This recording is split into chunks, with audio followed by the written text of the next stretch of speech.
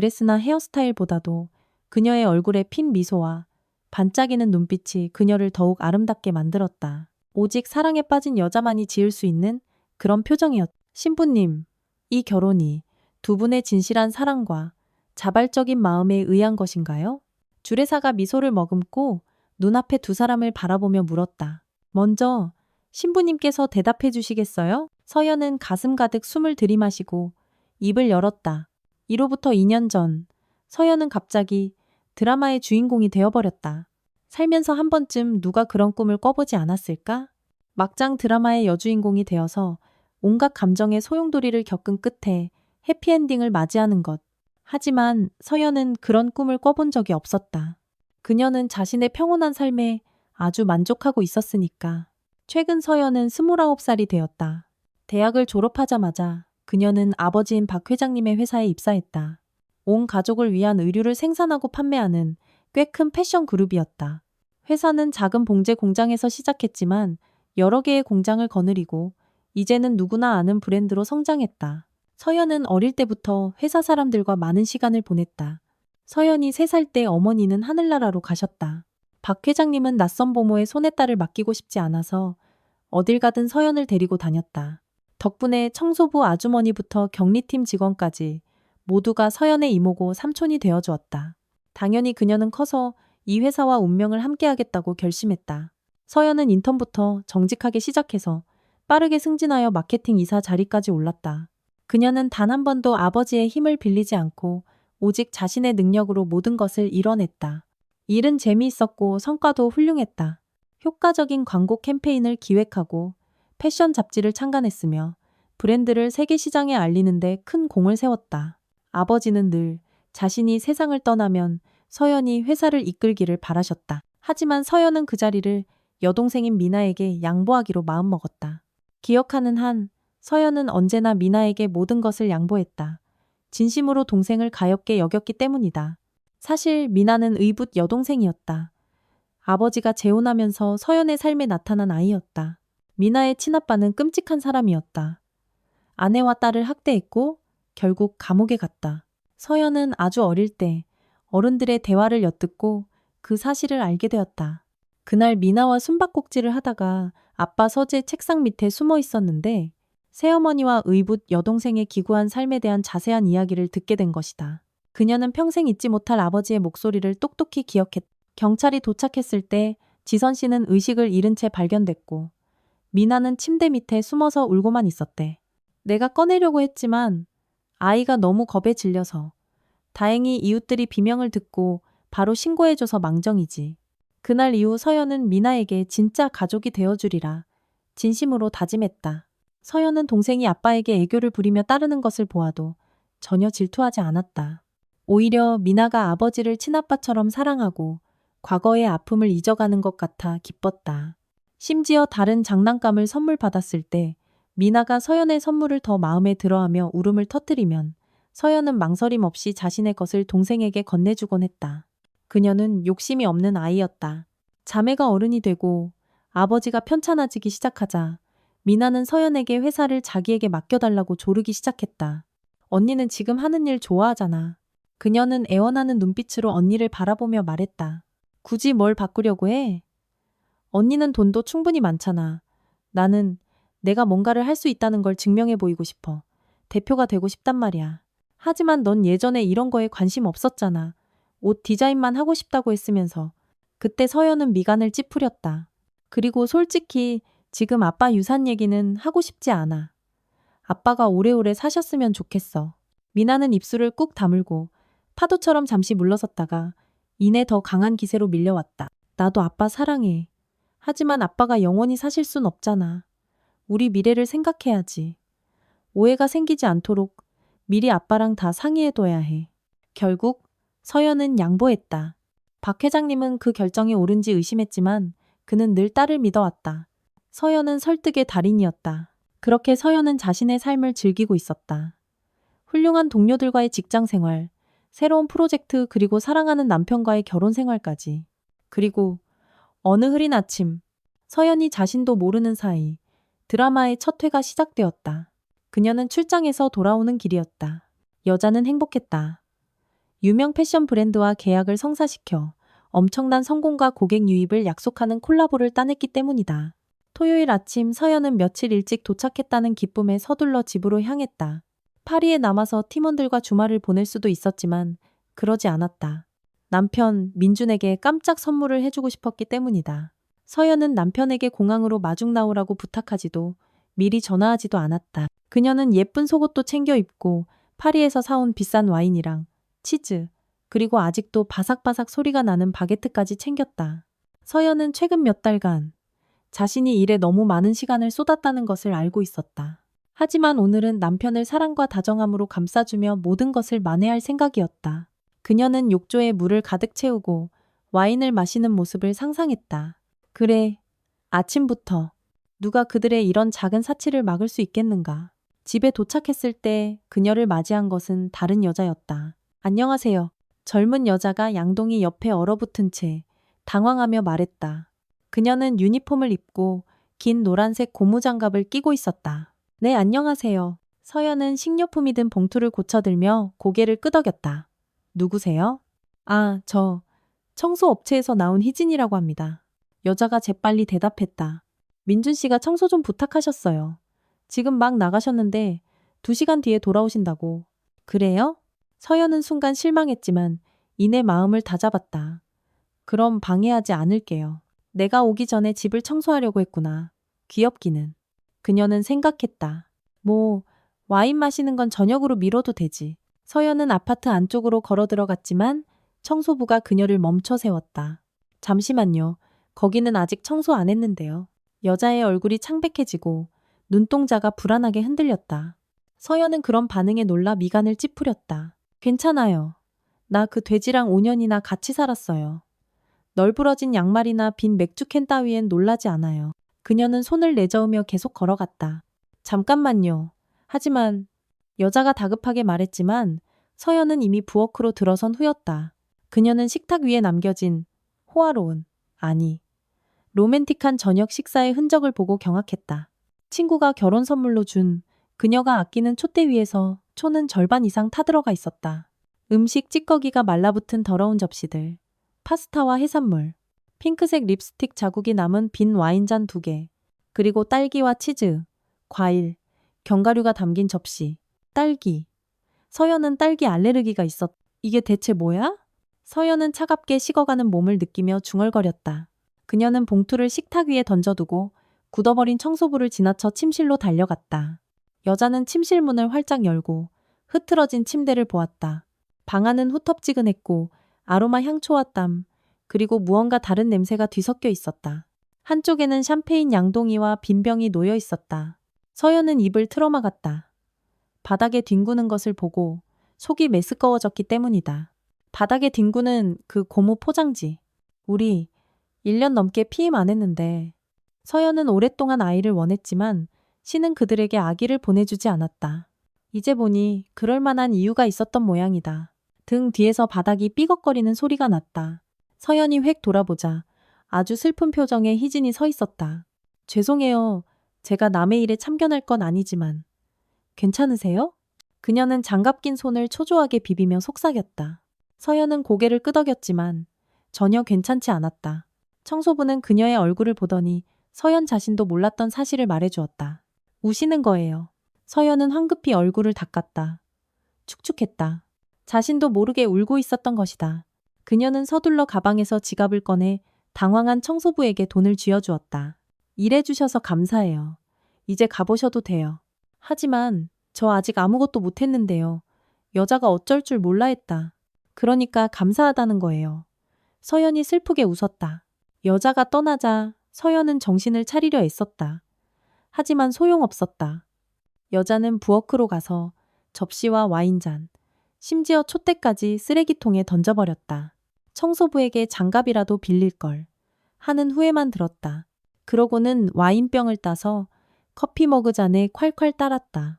그녀는 바게트 조각을 뜯어먹었다. 겉은 바삭하고 속은 믿을 수 없이 부드러운 맛있고 향긋한 바게트였다. 그리고 그녀는 울었다. 생각할수록 기가 막혔다. 민준의 아이를 갖고 싶어 했고 둘 사이가 완벽하다고 믿었는데 그는 바람을 피우고 있었다. 게다가 서연은 언제나 그를 지지해주지 않았던가. 민주는 최근 또 회사를 그만두었다. 그는 늘 운이 없었다. 그래서 서연은 민준이 스스로 말했듯 자기 자신을 찾아보겠다는 남편을 거의 부양하다시피 했다. 그녀는 그의 프로젝트에 돈을 투자했지만 번번이 실패했다. 남자는 투자에 대해 아무것도 몰랐으면서 주식에 손을 댔다가 큰돈을 날리기도 했다. 그는 서연의 아버지가 사준 아파트에 살면서 그녀의 돈으로 먹고 입었다. 그리고 이제는 여자들까지 끌어들였다. 와인 한 병과 2시간이 흐른 뒤 현관문이 열렸다. 민준이 들어오며 욕을 읊조렸다.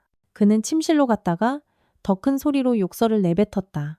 서연은 그가 누군가에게 전화해서 소리치기 시작하는 것을 들었다. 당신 내 직원 어디 갔어요? 어디로 도망친 거냐고. 집이 이 모양이 꼴인데 내가 왜 돈을 내야 합니까? 가보라고 했다고요? 누가 돈을 냈는데? 어떤 집주인? 민준이 전화를 끊자 아파트에 정적이 흘렀다. 서연은 부엌에 그대로 앉아 손가락으로 바게트 부스러기를 모으며 멍하니 바라보고 있었다. 술 기운에 머릿속이 윙윙거리고 뺨이 화끈거렸다. 마침내 발소리가 들렸다. 민주는 마치 그곳에서 무엇을 보게 될지 두려운 사람처럼 아주 천천히 부엌으로 걸어왔다. 서연아, 그는 문지방에 얼어붙은 채 숨을 내뱉었다. 네가 어떻게 여기? 여자의 입가에 미소가 떠올랐다. 내가 내 집에 있는 게 그렇게 이상해? 그녀는 남편을 향해 시선을 들며 물었다. 다른 걸 물어보지 그래. 나 이 집 열쇠 있는데? 민주는 말이 없었고 서연은 말을 이었다. 그녀는 빙빙 돌려 말하는 것을 싫어했. 파티라도 했나 봐. 응? 서연아, 그게 네가 생각하는 그런 게 아니야. 닥쳐. 여자가 단호하게 말을 끊었다. 내 얼굴 보고 거짓말할 생각하지 마. 네가 예전에 얼마나 거짓말을 했는지는 모르겠지만 이제 와서 변명 따윈 집어치워. 내 눈에 더 비참해 보이고 싶지 않으면. 누구야? 얼마나 됐어? 진지한 사이야? 서연은 그저 하룻밤의 불장난이었는지 아니면 진지한 관계였는지를 아는 것이 자신의 고통을 덜어줄 수 있을지 확신할 수 없었다. 하지만 오랫동안 바보 취급을 당한 것은 아니길 간절히 바랐다. 네, 탓이잖아. 남자가 버럭 소리쳤다. 너 작년에 얼마나 일만 했는지 알아? 일 안 할 땐 병원에서 아버지 옆에만 붙어 있었잖아. 아빠가 편찮으시잖아. 어떻게 그런 말을 해? 내 일은? 누군가는 돈을 벌어야 내 호화로운 생활비도 되고 청구서도 낼 수 있었을 거 아냐. 30살 먹도록 자신을 찾겠다며 빈둥거리는 동안 말이야. 서연은 최근 남자가 뜬 소문을 믿고 어딘가에 투자했다가 큰돈을 날린 것을 떠올렸다. 거봐, 그럴 줄 알았어. 날 비난하고 있었던 거지. 민준이 발끈했다. 다 보였어. 네가 날 어떻게 보는지. 네 성공과 위대함의 꼭대기에서 내 남편은 정말 한심하구나 하고 생각했겠지. 내가? 난 단 한 번도. 아니, 민준이 분개했다. 사람들이 나를 그냥 이민준으로 보는 게 아니라 박 이사 남편으로 본다고. 마치 성공한 아내한테 빌부터 사는 것처럼. 질투하는 거야? 여자가 벌떡 일어섰다. 그랬다면 왜 나랑 계속 산 건데? 내 그 잘난 자존심 안 건드리는 다른 사람을 찾지 그랬어. 찾았을지도 모르지. 나를 소중히 여기고 남자에게 뭐가 필요한지 아는 사람을. 민준이 쏘아붙였다. 서연은 충격 때문인지 술 기운 때문인지 비틀거렸다. 잘 됐네.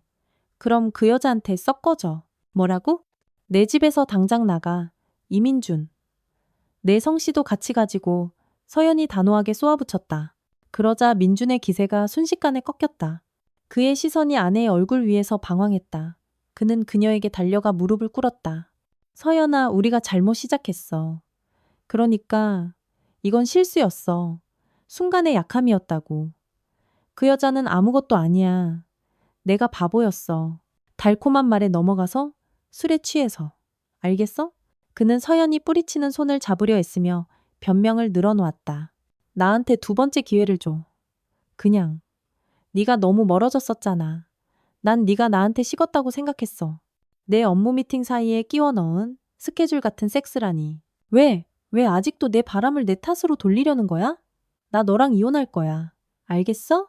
우리 아빠는 사람한테 2번의 기회를 주는 게 아니라고 가르치셨어. 서연은 남자를 밀쳐내며 참지 못하고 소리쳤다. 균형을 잃은 민준이 악 소리를 내며 타일 바닥으로 넘어졌다. 그는 상처 입은 자존심으로 가득 찬 눈으로 서연을 노려보았다. 그래, 이혼하자고. 그가 자리에서 일어나며 소리쳤다. 그런데 그거 알아? 나 빈손으로 안 나갈 거야. 무슨 소리야? 서연이 미간을 찌푸렸다. 네가 그렇게 아끼는 이 아파트. 결혼 생활 중에 같이 이룬 재산이니까 반은 내 거야. 저기 경기도에 있는 별장이랑 내 꽃밭도 마찬가지고 차랑 돈까지 전부 다 순순히 이혼해줄 생각. 남자는 마치 이 순간을 오래전부터 생각해온 사람처럼 맹렬하게 씩씩거렸. 뭐라고? 민준아, 정신 차려. 넌 아무것도 이룬 게 없어. 우리 결혼에 아무것도 가져오지 않았다고. 서연이 분노했다. 변호사들이 뭐라고 하는지 보자고. 너 혼전 계약서 같은 거 안 썼잖아? 그리고 이 아파트는 내 아버지가 우리 결혼 선물로 준 거니까 내 탓이지. 남자의 얼굴에 비열한 미소가 번졌다. 서연은 충격에 휩싸였다. 그녀는 이 남자를 사랑했었다. 바로 오늘 아침까지만 해도. 하지만 지금은 그를 전혀 알아볼 수가 없었다. 서연은 모욕감에 자신도 모르게 손을 들어 그의 뺨을 내리쳤다. 민준의 얼굴이 일그러지고 콧구멍이 벌렁거렸다. 그리고 그는 아내에게 똑같이 갚아주었다. 서연의 뺨에 날카로운 고통이 퍼지며 피부가 불타는 듯했다. 민준은 자신이 무슨 짓을 했는지 깨달은 듯 다시 변명을 늘어놓기 시작했다. 미안. 그럴 생각은 아니었어. 그냥 네가 먼저. 내가 먼저. 서연은 타는 듯한 고통 속에서 생각했다. 또 내 탓이구나. 진짜 벌레 같은 인간. 서연은 가방을 움켜쥐고 아파트에서 뛰쳐나왔다. 남자가 그녀를 뒤쫓아오며 그녀의 이름을 부르고 정신 차리라고 외쳤다. 서연이 운전석에 앉아 그는 창문을 그리고 보닛을 손으로 두드렸다. 하지만 서연은 가속 페달을 밟았고 남편은 움찔하며 물러서야 했다. 미친년. 민준이 그녀의 등 뒤에 대고 소리쳤다. 동의 안 할 수가 없네. 서연은 단지 입구의 차단기를 지나며 흐느끼며 속삭였다. 여자는 고속도로를 달리며 유일하게 가까운 사람인 동생에게 전화를 걸었다. 하지만 미나는 전화를 받지 않았다. 신호음만 계속해서 반복될 뿐이었다. 제발, 제발. 서연은 얼굴에 눈물을 닦으며 애원했다. 시야가 흐려지고 눈앞의 모든 것이 흔들렸다. 다시 동생의 번호를 누르려 할 때 손에서 전화기가 미끄러졌다. 여자는 욕을 읊조리며 전화기가 페달 사이로 떨어진 것을 깨달았다. 몸을 숙이기도 전에 차 안에서 동생의 목소리가 들려왔다. 여보세요. 미나가 말했다. 미나야. 서연은 안도하며 크게 소리쳤다. 언니가 지금 너한테 갈게. 미나야. 그때 도로 위로 검은 고양이 한 마리가 뛰어들었다. 여자는 비명을 지르며 본능적으로 핸들을 꺾었다. 그녀는 차를 제어하지 못했다. 그 다음은 암흑이었다. 어쩌면 검은 고양이는 정말 불행을 가져다 주는지도 모른다. 상태는 안정적이고 신체 수치도 정상입니다. 서연은 의사의 목소리를 들었다. 하지만 언제 의식을 되찾을지는 장담할 수 없습니다. 마치 잠든 것 같지만 완전한 혼수 상태는 아닙니다. 저희도 원인을 파악하지 못하고 있습니다. 그녀는 이 목소리를 처음 듣는 것이 아니었다. 며칠 전부터 서연은 주변에서 하는 말을 똑똑히 알아들을 수 있었다. 하지만 대답할 수도 눈을 뜰 수도 없었다. 그녀는 마치 두 세계 사이에 떠 있는 것처럼 어디로 가야 할지 알 수 없었다. 자신을 배신한 세상으로 돌아가야 할지 아니면 이 구원 같은 정적 속에 머물러야 할지 몸도 움직이지 않았다. 가끔은 손가락을 까딱이고 싶었고 간호사 김씨가 늘 흥얼거리는 노래를 따라 부르고 싶었다. 그리고 그녀가 병실에서 해준 의사들의 농담에 크게 웃고 싶었다. 하지만 그럴 수 없었다. 그리고 오늘 그녀는 또다시 다른 사람들의 대화를 듣고 있었다. 기분이 몹시 불쾌했다. 자신이 대화의 주제인데 마치 여기 없는 사람처럼 앞에서 이야기하는 것. 정말 예의 없는 짓이었다. 하지만 오늘은 특히나 최악이었다. 병실에 민준이 찾아왔다. 자신이 병원 신세를 지게 된 원흉이라고 생각하는 바로 그 사람이. 남자의 목소리는 걱정스러웠다. 그래도 가장 좋은 상황을 기대해 봐야겠죠. 그렇죠? 그가 희망의 찬 목소리로 물었다. 네, 하지만 환자분을 안정시키는 게 우선입니다. 그때 서연은 흐느끼는 소리를 들었다. 심장이 쿵 내려앉았다. 울고 있는 것은 그녀의 동생이었다. 미나야, 조용히 해. 강해져야지. 교통사고에서 살아남은 게 어디야. 그리고 도로에 다른 차가 없어서 다행이지. 안 그랬으면. 아직 아빠한테는 말 못했어. 아빠 심장이 버티지 못할까봐 무서워서. 미나가 목맨 소리로 속삭였다. 언니가 나한테 전화했단 말이야. 내가 못 받아서. 내 탓 아니야. 민준이 그녀를 위로했다. 내 잘못이야. 우리가 다퉜어. 의사가 점잖게 헛기침을 했다. 저는 이만 나가보겠습니다. 간호사는 2시간 뒤에 올 겁니다. 그때까지 곁에 계셔도 좋습니다. 의사가 나가고 문이 닫히자마자 병실은 조용해졌다. 미나는 흐느낌을 멈췄다. 그리고 서연이 상상조차 하지 못했던 끔찍한 진실이 밝혀졌다. 그녀의 남편과 여동생, 두 연인 사이의 대화가 현실이 되어 그녀의 귓가에 밝혔다. 그들은 환자가 의식이 있고 모든 것을 듣고 있다는 사실을 꿈에도 몰랐. 걔 내 친언니도 아니잖아. 미나가 씩씩거렸다. 지긋지긋해 정말. 걘 항상 모든 걸 쉽게 얻었어. 나는 아빠 마음에 들려고 발버둥을 쳤는데 박서연은 손가락만 까딱하면 모두가 걔만 쳐다봤다고. 알아? 차라리 저 사고로 죽어버렸으면 좋았을 텐데. 그럼 모든 게 더 간단해졌을 거야. 내가 유일한 상속녀가 되고 브랜드의 얼굴이 되고 사랑받는 딸이 됐겠지. 더는 걔가 내 앞길을 막지 못했을 테고. 이해해. 민준이 코웃음을 쳤다. 사람 가리는 건 잘하잖아. 서연은 공포에 휩싸였다. 미나에게는 지훈이라는 부유하고 잘생긴 약혼자가 있다는 걸 알고 있었다. 도대체 왜? 자기 남편인 민준이 필요했던 걸까? 왜? 어릴 적 장난감을 빼앗고 자신과 친구가 되려 했던 그 유치한 욕심 때문일까? 그녀는 서연의 인생을 통째로 빼앗고 모든 것을 빨아들이고 싶어 했다. 끊임없이 동정심에 호소하고 자신의 끔찍했던 어린 시절을 상기시키며 서연에게 죄책감을 느끼게 만들었다. 마치 아빠가 자신을 서연을 더 사랑한 것이 그녀의 잘못인 것처럼, 그들이 부유한 것이 그녀의 잘못인 것처럼, 재능과 성실함 덕분에 공부와 일이 쉬웠던 것이 그녀의 잘못인 것처럼 이제야 서연은 생각했다. 미나가 단 한 번이라도 엄마 없이 자란다는 게 어떤 건지 물어본 적이 있었나? 서연도 힘들었었다. 민준과 미나는 싸우기 시작했다. 그들은 서로에게 책임을 떠넘기며 앞으로 어떻게 할지를 의논했다. 만약에 걔가 깨어나면 넌 무슨 수를 써서라도 걔 재산을 최대한 줄여야 해. 미나가 쏘아붙였다. 나한테 약속했잖아, 민준아. 걔를 버리고 짓밟아 버리겠다고. 약속은 지킬 거야. 근데 너야말로 코앞이 결혼식이잖아. 난 돈 때문에 지훈이랑 결혼하는 거야. 그리고 변호사가 필요하니까. 아버지 재산이 필요하단 말이야. 내가 사랑하는 건 너잖아. 알면서. 교활한 미나가 고양이처럼 애교를 부렸다. 그때 간호사가 들어왔고 두 공모자는 자리를 떴다.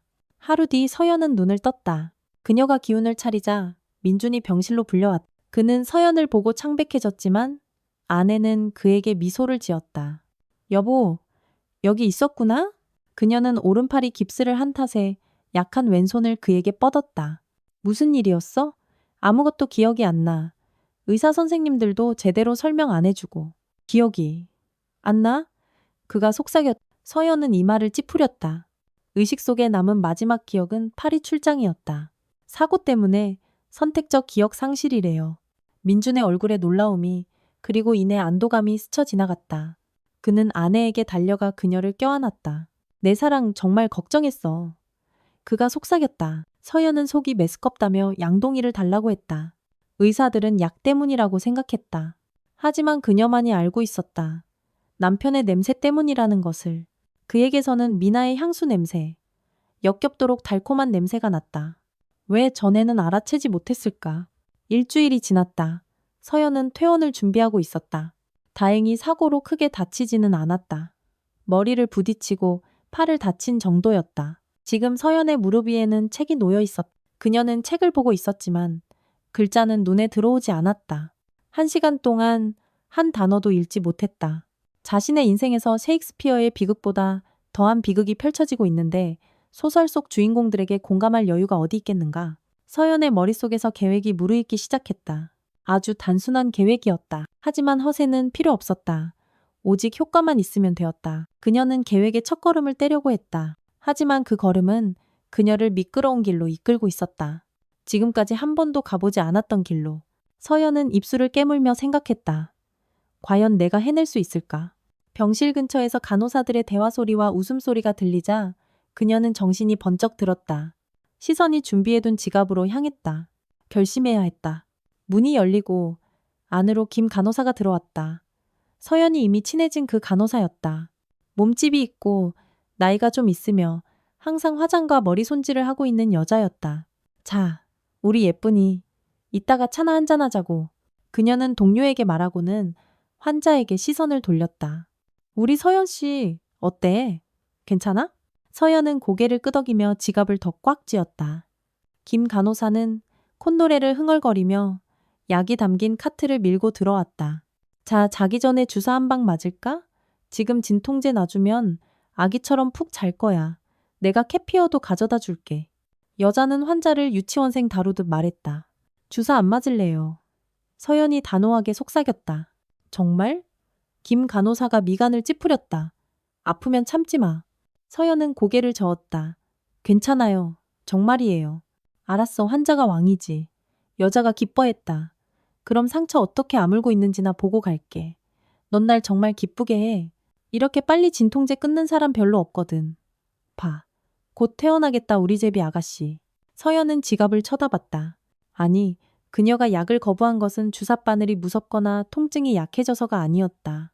전혀, 그녀는 그저 이 고통을 끝까지 느끼고 싶다는 것을 깨달았을 뿐이다. 가장 가까운 사람들이 가한 정신적 그리고 육체적인 고통을 그녀는 이 고통을 기억하고 다시는 이런 함정에 빠지지 않을 것이다. 남편분이랑 여동생분이 아주 난리도 아니야. 병원 문턱이 닳도록 드나들면서 온갖 질문을 다 하고 가네. 간호사는 서연을 위로한다고 생각하며 무심코 말했지만 그녀의 말 한마디 한마디가 환자의 관뚜껑에 못을 박는 소리처럼 들렸다. 무슨 책 읽어? 여자가 가까이 다가오며 물었다. 재밌어? 서연은 초조해지기 시작했다. 그녀는 평생 뇌물을 줘본 적이 없었다. 교통법규를 위반해서 경찰에게 잡혔을 때도 현장에서 돈으로 해결하는 것을 거부했다. 공식적인 과태료를 발부해달라고 요청했었다. 하지만 지금, 죽음의 문턱에서 겨우 빠져나온 지금, 서연의 세계관은 조금 바뀌었고 원칙도 흔들리고 있었다. 재밌어요. 여자가 단호하게 고개를 끄덕였다.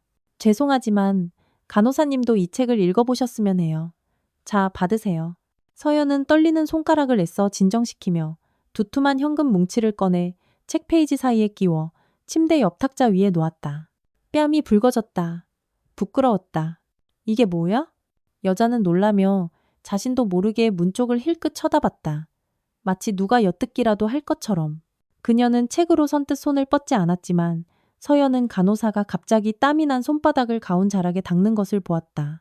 그 순간 환자는 안도감을 느끼며 어깨에 긴장이 풀리는 것을 느꼈다. 저 여자는 돈을 받고 싶어 한다. 마음속으로는 이미 저 돈으로 새 가방이나 립스틱을 샀을 것이다. 서연은 즉시 알아차렸다. 치료에 대한 제 감사 표시예요. 서연이 부드럽게 미소 지었다.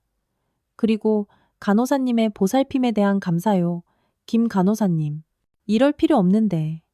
간호사가 얼굴을 붉히며 환자를 탐색하듯 쳐다봤다. 감사 표시가 꽤 크네. 캐피어 값 가지고는 어림도 없겠어. 서연은 빙빙 돌려 말할 생각 없이 고개를 끄덕였다. 부탁이 하나 있어요. 여자가 미간을 찌푸렸고 시선은 책과 서연 사이를 오갔다. 서연은 몸을 앞으로 숙여 재빨리 상황을 설명했다. 제 남편한테 제가 임신했다고 말해주세요. 내일 오후에 올 거예요. 그냥 기쁜 소식이라면서 서류 같은 거 하나 들고 들어오시면 돼요. 그건 안 돼요. 여자가 숨을 헐떡였다. 돈은 더 드릴게요. 서연이 고집했다. 후화는 걱정 마세요. 없을 거예요. 전 이 일에 대해 절대로 누구에게도 말하지 않을 거예요. 간호사는 마른 입술을 핥았다. 그녀의 마음속에서 갈등이 이는 것이 보였다. 법을 어기고 싶지는 않았지만 새 옷을 사고 싶은 마음이 더 컸다. 서연은 여자의 손을 향해 손을 뻗어 간호사의 손가락을 꽉 쥐었다. 제발 저 좀 도와주셔야 해요. 제 연기에 동참해 주세요. 민준 씨는 믿을 거예요. 증거를 요구하지도 않을 거고요. 어린애처럼 순진하거든요. 그녀는 애원하다가 비장의 카드를 꺼냈다. 저 다 기억해요, 간호사님. 저 인간 때문에 제가 여기 누워 있는 거예요. 저한테 아주 역겨운 방식으로 거짓말을 했어요. 그 인간이 후회하게 만들고 싶어요. 저 좀 도와주세요. 간호사는 자신의 손을 쥔 환자의 손가락을 보았다. 하얗게 질려 떨리고 있었다. 여자는 부드럽게 서연의 손가락을 만지며 토닥였다. 알았어요. 그녀는 시선을 피하며 고개를 끄덕였다. 하지만 누가 알게 되면 난 전부 부인할 거예요. 여기 카메라도 없으니까. 서연의 심장이 빠르게 뛰기 시작했고 미소는 더 넓어졌다. 좋아요. 아주 좋아요. 고마워요. 여자는 한숨을 쉬며 고개를 젓. 네가 무슨 짓을 꾸미는지는 모르겠다만. 아가씨, 조심해. 나도 널 이해해. 나도 애가 셋인데 남편이 우릴 버렸거든. 그녀는 자신의 운명을 생각하며 턱을 극적이다가 고개를 끄덕였다. 알았어. 푹 쉬어. 그러고는 망설이다가 책을 챙겨 들었다. 시간 날 때 읽어볼게. 간호사는 중얼거리며 서둘러 병실을 나갔. 문이 닫히자 서연은 베개에 몸을 기댄 채 하얗게 칠해진 병실 천장을 바라보았다. 그녀는 놀라움에 입술을 만졌다. 자신이 여전히 미소 짓고 있으며 멈출 수 없다는 것을 깨달았다. 자, 이제 돌이킬 수 없어. 서연은 혼잣말을 했다. 좋은 나를 사랑해주지 않았으니 이제 다른 나를 받아보시지. 민주는 아내의 병실에 앉아 그녀의 손을 부드럽게 잡고 있었다. 꽃병에는 서연이 감탄하며 바라보던 신선한 꽃이 꽂혀 있었다. 예쁘다. 그녀가 말했다. 하얀 장미네. 미나가 정말 좋아하는데. 그래? 민준이 안절부절 못했다. 난 너도 좋아하는 줄 알았지. 내 말은. 여자들은 다 장미 좋아하잖아. 안 그래? 서연은 미소를 더 활짝 지었다. 물론이지. 네 말이 맞아. 그녀는 남편을 다정한 눈빛으로 바라보았지만 속에서는 불길이 치솟고 있었다. 5년. 결혼 생활 5년. 하지만 그는 그녀가 연분홍색의 작은 스프레이 카네이션을 좋아한다는 것을 끝내 기억하지 못했다. 언젠가 그녀가 카네이션을 좋아한다고 넌지시 말했을 때 민주는 그녀를 비웃었다. 카네이션은 어버이날에나 선물하고 묘지에 가져가거나 현충일에 추모비에 바치는 꽃이라고. 미나가 그를 거들며 킥킥거렸다. 자기는 긴 줄기의 하얀 장미를 정말 좋아한다고 했다.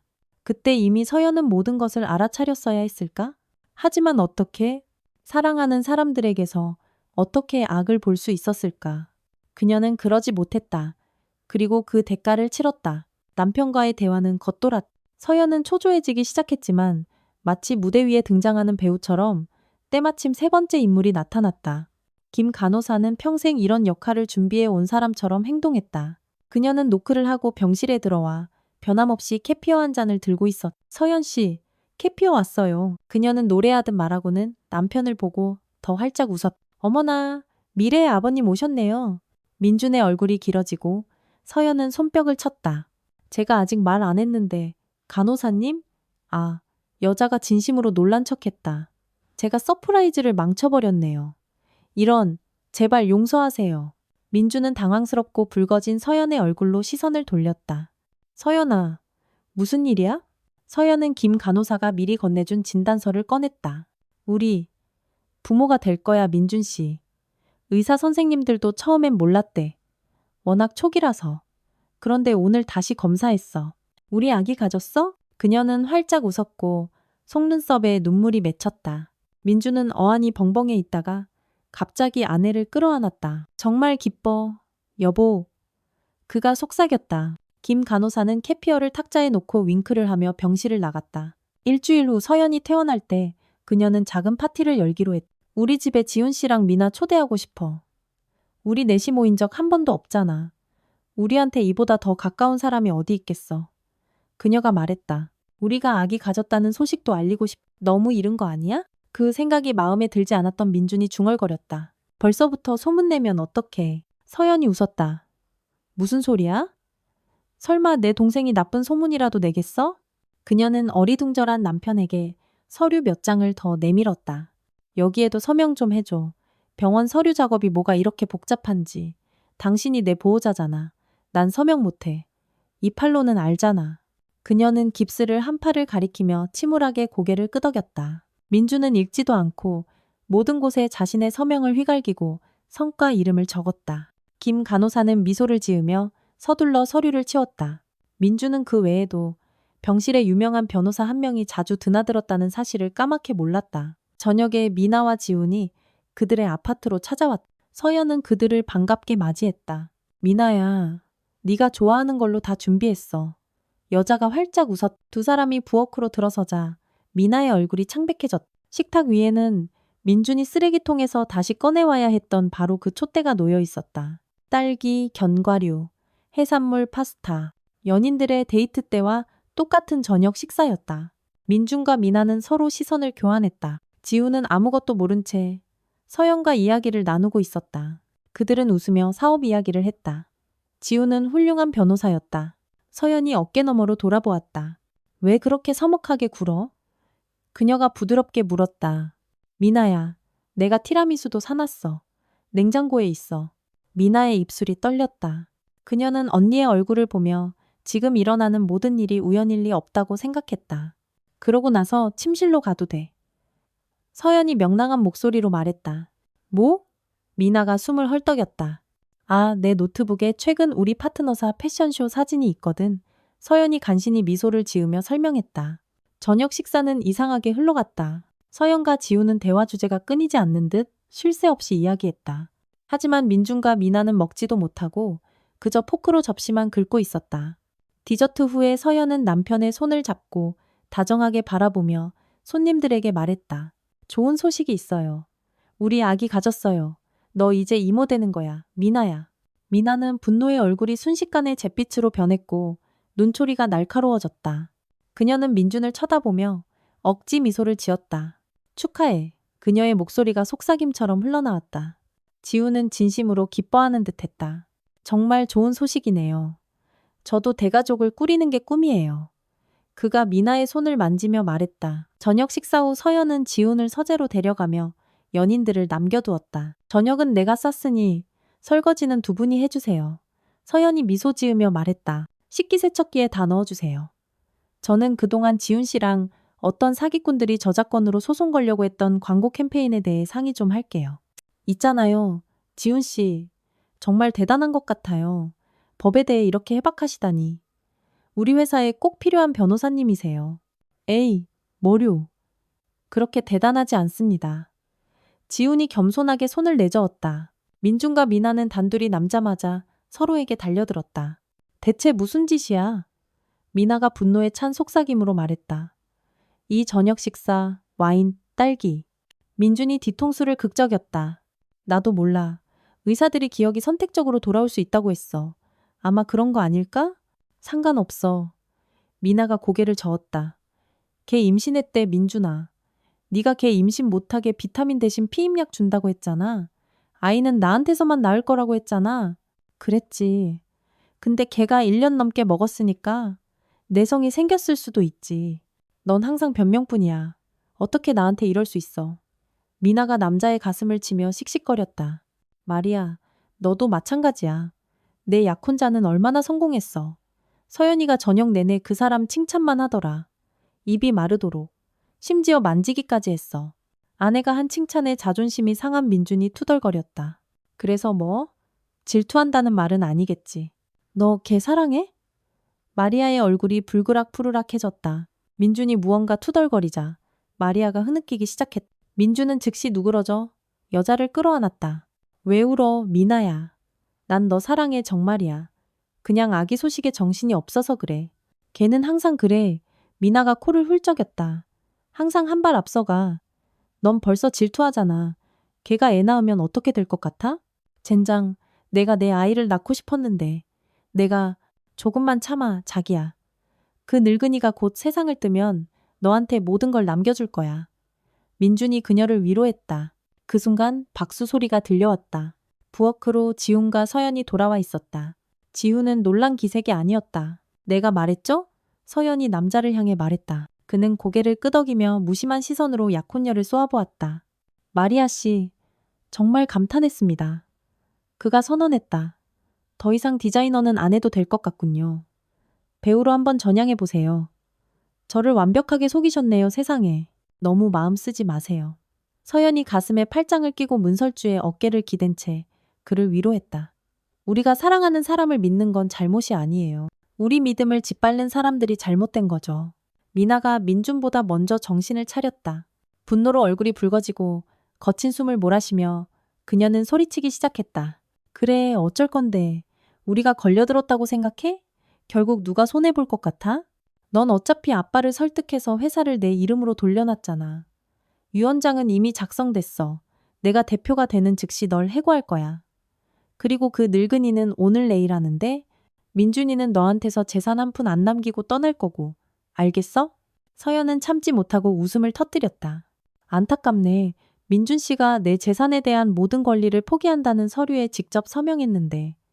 그렇죠, 변호사님? 그녀는 지훈을 즐겁게 쳐다보았다. 변호사는 고개를 끄덕이며 서류 가방에서 민준에게 이미 익숙한 병원에서 서명했던 문서를 꺼냈다. 모든 게 합법적이고 정확합니다. 그가 씩 웃으며 고개를 끄덕였다. 이혼 후 재산분할 포기 각서에 서명하는 순간 제가 바로 옆에 있었습니다. 이혼 서류도 민준 씨가 직접 서명하셨고요. 민준의 턱이 바닥에 떨어질 듯했다. 그는 공포에 질렸다. 하지만 그건 아니지. 난 내가 뭘 서명하는지 몰랐어. 이건 사기야. 그리고 당신은 거기 없었잖아. 하지만 지우는 남자의 말을 듣지 않고 이미 미나에게로 몸을 돌렸다. 유언장도 새로 작성될 겁니다. 제 법무팀과 공증인들이 이미 처리했으니까요. 오늘 당신의 이 연설이 모든 재산을 서연 씨에게 넘겨야 한다는 중요한 논거가 될 것 같군요. 그는 여자에게 두 공모자의 대화가 녹음된 녹음기를 보여주었다. 말할 것도 없이 미나와 민주는 모든 것을 부인하려 애썼다. 마리아는 심지어 아버지의 병상에 매달렸지만 그녀가 아버지의 병실을 찾은 것은 그가 쓰러진 이후 처음이었다. 그래서 그는 그녀의 말을 믿지 않았다. 모든 재산은 서연에게 돌아갔다. 이 문제를 맡아 처리한 지훈의 강력한 주장으로 아버지는 아내와 미나에게 유언의 이의를 제기할 수 없을 정도의 아주 적은 재산만 남겼다. 만약 아무것도 남기지 않았다면 교활한 두 모녀가 긴 법정 싸움을 벌일 수도 있었지만 이제 그들은 빈털터리가 되었다. 그렇다. 새어머니 역시 이 사기극에 가담해 있었다. 서연은 회사의 대표가 되었고 지우는 법률 업무를 맡았다가 이내 서연의 오른팔이 되었다. 그들의 지휘 아래 의류 브랜드는 세계 무대로 뻗어나갔다. 민준과 미나는 한동안 함께였지만 결국 헤어졌다. 민준은 고향에 있는 어머니의 아파트로 돌아갔다. 그곳에서 그는 술에 빠져 살았다. 남자는 평생 아무것도 이루지 못했다. 미나는 또 다른 약혼자를 찾아 예전 가족의 레이더망에서 사라졌다. 서연은 그녀를 찾지 않았다. 그녀는 백지 상태에서 새로운 삶을 시작했다. 그리고 사고 후 2년, 서연은 아치 앞에 서 있었다. 그녀의 심장 아래에는 아이가 자라고 있었다. 이번에는 진짜였다. 이제 겨우 한 달 된 아주 작은 생명이었다. 서연은 아직 아무에게도 말하지 않았다. 서프라이즈를 해주고 싶었다. 그녀의 삶은 모든 것이 제자리를 찾았다. 이제 그녀의 인생에는 가시 돋친 장미 대신 분홍빛의 작은 카네이션이 가득했다. 지훈이 그녀에게 선물한 꽃이었다. 바로 그가 지금 그녀 앞에 서 있었다. 그녀가 사랑하는 사람, 그녀의 공범이자 동반자, 그리고 불행을 함께 겪은 친구. 이제 그녀가 대답만 하면 그보다 더 큰 존재가 될 사람이었다. 신부님께서 대답해 주시겠어요? 서연은 가슴 가득 숨을 들이마시고 확신에 차 말했다. 네, 어쩌면 검은 고양이는 정말 불행을 가져다 주는지도 모른다. 하지만 어쩌면 그저 인생을 바꿀 기회를 주는 것뿐일지도.